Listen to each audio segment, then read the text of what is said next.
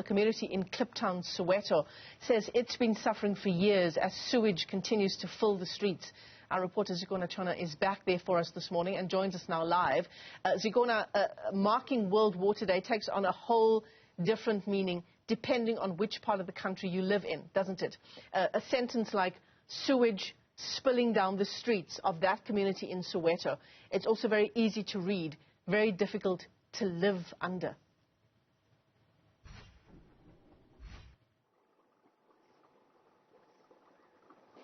Every day, residents from this street wake up to the smell and the sewage that's flowing in front of their houses. Behind me lives an elderly woman with her grandchildren.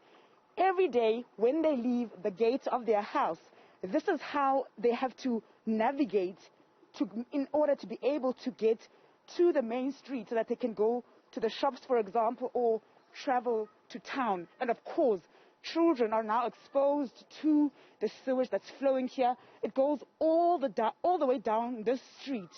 And the irony is that this community does not even have a flushing toilet, so they don't even have proper sanitization in this area. And for them to wake up daily here to the sewage and its smell, residents have to daily, particularly when it's raining.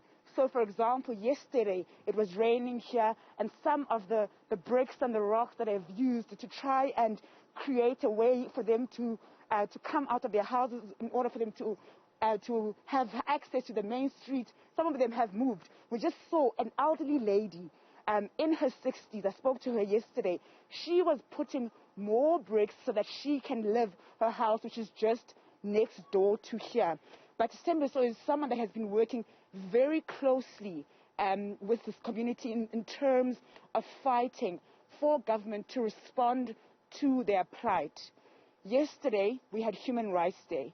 As residents of Kliptown, here in particular, how does that make you feel, given the conditions that you live under? I think one of the most important things is that it makes me feel bad, because if you can check, we always speak about human rights, whereas in our own community we don't have that. As much as you can see the stream, it's going down through the river. It's affecting people's life, including their health, because this is not healthy in terms of the way people are living. So this is one of the baddest things that is happening. This has been happening for the past 10 years. We tried to report. None of the people are responding, including in the mayoral's office. We tried to ask, can they assist us in making sure that this stream does not affect the people? None of the people are responding to us in a right way. Stembiso, if you can just talk to us about the access. We spoke about it yesterday, the fact that ambulances aren't able to respond to calls from this area as efficiently as they would, because the conditions of the road is just terrible.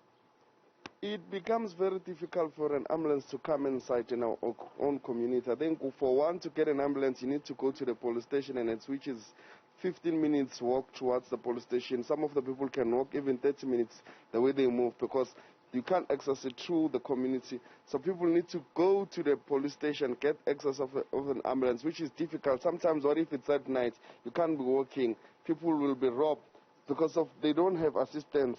Including police vans, they cannot enter into our own community at night. They will tell you that it's more dangerous. So that's the problem that we are having in our own community. As Stembiso, who is a community leader here in Kliptown, of course, we are waiting for Joburg Water as well as the city of Johannesburg to respond to the grievances that have been raised by the community here in Kliptown. And not raised for the first time either. Zikhona Tshona, thanks very much indeed for that update.